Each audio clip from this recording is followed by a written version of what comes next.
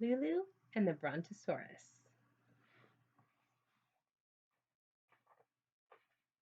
Okay, all right. You don't have to tell me. I know. I know that people and dinosaurs have never lived on Earth at the same time, and I know that dinosaurs aren't living now. I even also know that paleontologists, folks who study dinosaurs, decided that a dinosaur that was once called a Brontosaurus, a very nice name, shouldn't be called Brontosaurus anymore, and changed it to a Patasaurus, a kind of ugly name. But since I'm the person writing this story, I get to choose what I write, and I'm writing about a girl and a brontosaurus. So, if you don't want to read this book, you can close it up right now. You won't hurt my feelings. And if you still want to go, here it goes. Chapter 1. There once was a girl named Lulu, and she was a pain. She wasn't a pain in the elbow. She wasn't a pain in the knee. She was a pain, a very big pain in the behind. Now, Lulu was an only child, and her mom and her dad gave her everything she wanted. And guess what? Lulu wanted everything. Tons of candy, tons of toys, tons of watching, tons of cartoons on TV. And if her mom and her dad ever said, and they hardly ever said it, sorry, darling, we think you've had enough, Lulu would screech till the light bulbs burst and throw herself down on the floor. Then she would kick her heels and wave her arms. And pretty soon her mom and her dad would say, well, just this once, and let her have whatever it was she wanted.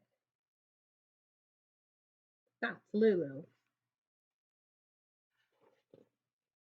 Chapter 2. 2 weeks before Lulu's birthday, she announced to her mom and her dad that she wanted a Brontosaurus for her birthday present. What did she say? What? A Brontosaurus? Yes. She wanted a Brontosaurus for a pet. At first, Lulu's mom and her dad just thought she was making a little joke. And then they saw, oh, horrors, thought she was serious. They patiently explained that Brontosaurus is a quite enormous dinosaur who lives in forests, not in people's houses. Is that where Brontosaurus would live? In a forest? I'm afraid that I'm not absolutely sure, but since I'm the person writing this story, I'm putting this Brontosaurus in a forest, along with a lot of other wild beasts that I am absolutely sure did not live on Earth when dinosaurs were there. Anyway, Lulu's mom and her dad continued explaining to her, although a Brontosaurus isn't into eating plants, not animals, including human animals like Lulu, and although it is cute in a long-necked, pin-headed way, it is much too huge and too wild to be a good pet. A dog, a cat, a goldfish, a bird, a gerbil, a guinea pig, yes. A Brontosaurus? Definitely no.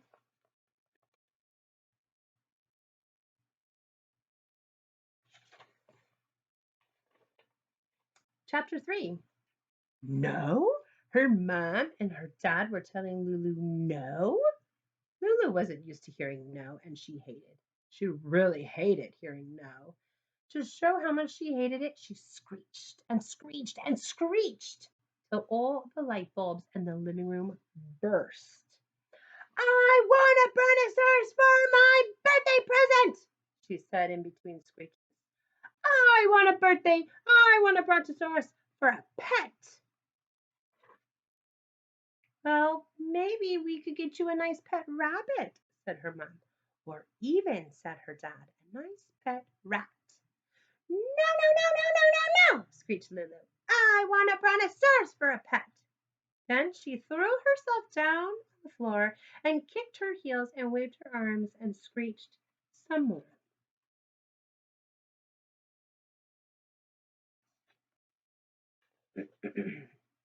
Chapter 4. 4 days, 8 days, 10 days, 12 days passed. Lulu kept saying, I want a brontosaurus. Her mom and her dad just kept on saying no. Lulu kept screeching and throwing herself on the floor and kicking her heels and waving her arms. Lulu's mom and her dad kept saying no until finally, on the 13th day, the day before Lulu's birthday, right after lunch, Lulu said to her mom and her dad, okay then, Foo on you. She had terrible manners. If you aren't going to get me a Brontosaurus, I'm going out and getting one for myself. Lulu packed a small suitcase, said goodbye to her mom and her dad, and walked out the door. And they let her go. Partly because they thought she'd change her mind and come back, running back home in about 2 minutes, and partly because it was nice to not have her screeching and kicking and waving and being a pain. Let's have a cup of tea and a couple of cookies, Lulu's mom said to her dad.